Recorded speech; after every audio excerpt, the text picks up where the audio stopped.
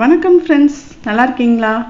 இன்றைக்கி நம்ம Sasi kitchen and கார்டனில் பூரிக்கு பெஸ்ட்டான காம்பினேஷன் கிழங்கு. அந்த கிழங்கு எப்படி ஹோட்டல் ஸ்டைலில் வைக்கிறது அப்படிங்கிறத நம்ம பார்க்க போகிறோம். நிறைய பேர் ஹோட்டலுக்கு போனால் விரும்பி வாங்கி சாப்பிட்ற ஒரு டிஃபன் ஐட்டம் அப்படின்னு பார்த்தீங்கன்னா பூரியும் கிழங்கும். ஸோ அந்த கிழங்கு நம்ம வீட்டில் எப்படி பண்ணாலும் அந்த ஹோட்டல் ஸ்டைலில் இருக்க மாட்டேங்குது, அந்த டேஸ்ட் வரல அப்படிங்கிற மாதிரி நிறையா பேர் யோசிப்போம். ஸோ இன்றைக்கி அந்த பூரி கிழங்கு எப்படி ஹோட்டல் ஸ்டைலில் வைக்கிறதுன்னு பார்க்கலாம்.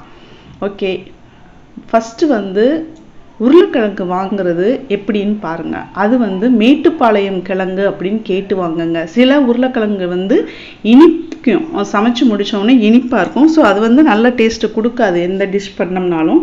ஸோ உருளைக்கிழங்கு வாங்கும் போது மேட்டுப்பாளையம் கிழங்கா அப்படிங்கிறத கேட்டு வாங்கினீங்கன்னா அந்த கிழங்குல செய்கிற டிஷ்ஷஸ் ரொம்ப நல்லாயிருக்கும். ஸோ வாங்க, இன்றைக்கி நம்ம பூரிக்கு காம்பினேஷனான கிழங்கு எப்படி ஹோட்டல் ஸ்டைலில் வைக்கிறதுன்னு பார்க்கலாம். ஃபஸ்ட்டு நம்ம கிழங்கு இந்த மாதிரி வேக வச்சு எடுத்துக்கணும். ஸோ ஹாஃபாக கட் பண்ணி நம்ம அது லைட்டாக கொஞ்சம் பாதி மூழ்கிற அளவுக்கு நம்ம தண்ணி வச்சோம் அப்படின்னா குக்கரில் ஒரு 5 விசில் 6 விசில் வச்சுக்கலாம்.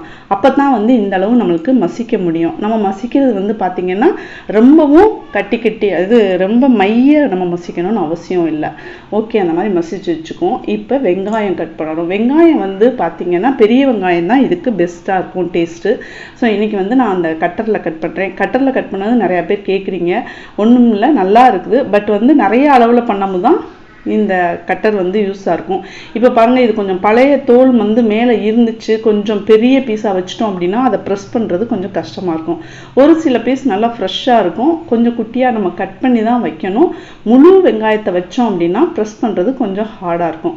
பட் ஒரு 2 வெங்காயத்துக்காகலாம் 3 வெங்காயத்துக்காகலாம் இந்த மாதிரி கட்டரை எடுத்து யூஸ் பண்ணோம்னா கழுவி வைக்கிறது கொஞ்சம் வேலையாக இருக்கும்.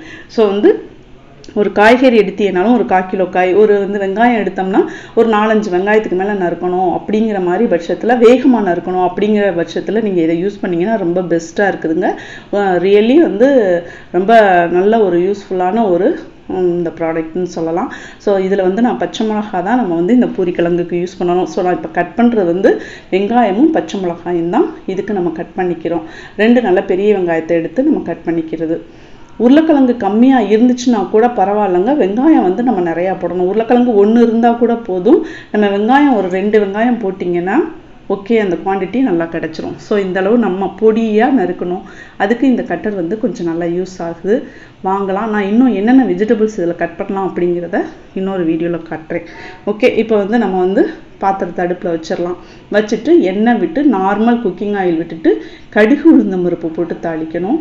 வேறு ஸ்பைசஸ் போடக்கூடாது. அதுக்கப்புறம் நம்ம கடுகு வெடித்த உடனே இந்த வெங்காயம் நறுக்கி வச்சுருக்க அந்த பச்சை மிளகா, கருவேப்பிலை போட்டுக்கலாம். போட்டுட்டு லைட்டாக மீடியம் ஃப்ளேமில் வச்சுட்டு வதக்குங்க. ரொம்பவும் வதங்கிடக்கூடாது. கொஞ்சம் அந்த கண்ணாடி மாதிரி மாறும் பார்த்தீங்களா, அந்த ஒரு ஸ்டேஜ் வெங்காயம் வெண்ணெயில் வதக்கும் போது ஒரு கண்ணாடி மாதிரி லைட்டாக மாறும். அந்த ரெட்டிஷ் கலர் அப்போது நம்ம இந்த மசிச்சு வச்சுருக்க அந்த உருளைக்கிழங்கை எடுத்து போடணும். உருளைக்கிழங்கை மசிக்கிறதுக்கு நம்ம மிக்சியில் போட்டு மசிச்சிட்டோம் அப்படிங்கிற மாதிரி பண்ணோம். சிலர் அந்த மாதிரி பண்ணுவாங்க, மசிக்க முடியல அப்படின்ட்டு. அது ரொம்ப மையாயிடும். அப்படி இருக்கக்கூடாது. இதில் கொஞ்சம் பீசஸும் கிடக்கணும், கொஞ்சம் கட்டியாக இருக்கணும், கொஞ்சம் நல்லா மசிஞ்சும் இருக்கணும். அதுக்கப்புறம் இன்னும் குழகுழப்பு கிடைக்கிறதுக்காக ஹோட்டலில் கொஞ்சம் கடலை மாவு தண்ணியில் விட்டு 1 ஸ்பூன் அப்படி தண்ணியில் விட்டு கலக்கி அதையும் நம்ம கொதிக்கும் போது ஊற்றுவாங்க. ஸோ நம்ம வீட்டில் அது ரொம்ப தேவையில்லை. ஸோ இந்த உருளைக்கிழங்கே நம்மளுக்கு அந்த குழகுழப்பை கொடுக்கறதுனால இன்றைக்கி நான் மிக்ஸ் பண்ணல. வேணும்னு நினைக்கிறவங்க, உருளைக்கிழங்கு கம்மியாக இருக்குது அப்படின்னு நினைக்கிறவங்க கொஞ்சம் 1 ஸ்பூன் அதை எடுத்து தண்ணியில் கட்டி இல்லாமல் கரைச்சிட்டு நல்லா கொதிக்கும் போது அதையும் கலந்துக்கலாம். ஸோ இப்போ கொஞ்சம் பாருங்கள், அந்த வெங்காயம் ரெட்டிஷ் மாதிரி கொஞ்சம் அந்த கலர் கண்ணாடி மாதிரி மாறிடுச்சு பாருங்கள்.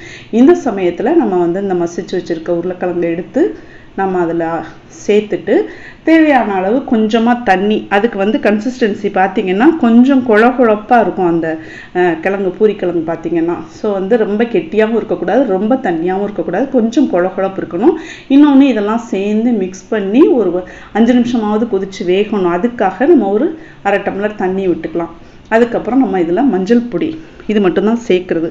ஸோ நான் ஹோட்டலில் எங்கள் ஹஸ்பண்ட்க்குலாம் ரொம்ப பிடிக்கும் பூரியும் கிழங்கும். எப்போ ஹோட்டல் போனாலும் அது வாங்குவாங்க.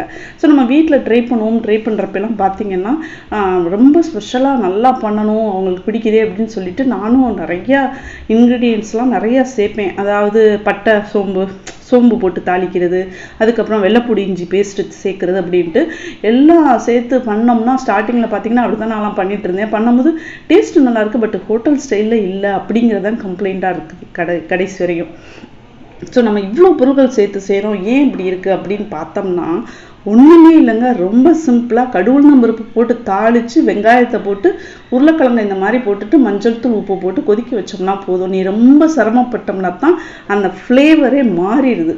ஸோ இது ரொம்ப சிம்பிளாக பண்ணோம்னா, இது நிறையா பேருக்கு தெரிஞ்சிருக்கும், இது ரொம்ப சிம்பிளான டிஷ்ஷு. பட் பிகினர்ஸ்க்கு இதில் உள்ள அந்த சின்ன டிப்ஸ் தெரிஞ்சிருக்காமல் இருக்கலாம். ஸோ ரொம்ப சிம்பிளாக உருளைக்கிழங்கு வேக வச்சுக்கிறதுங்க, கடவுள் பருப்பு மட்டும் போட்டு தாளிங்க, வெங்காயத்தை போட்டு பச்சை மிளகாயை போட்டு வேக வச்ச உருளைக்கிழங்கை மசிச்சு அதில் போட்டு மஞ்சள் தூள் உப்பு போட்டு தண்ணி ஊற்றி கொதிக்க விட்டிங்கன்னா சூப்பரான பூரி கிழங்கு ஹோட்டல் ஸ்டைலில் ரெடி ஆயிரும். ரொம்ப மெனக்கெட்டோம் அப்படின்னா அது வேறு ஸ்டைலில் இருக்குது. ஓகே ஃப்ரெண்ட்ஸ், நீங்களும் வீட்டில் இதை ட்ரை பண்ணி பாருங்கள், என்ஜாய் பண்ணுங்கள். தேங்க்யூ.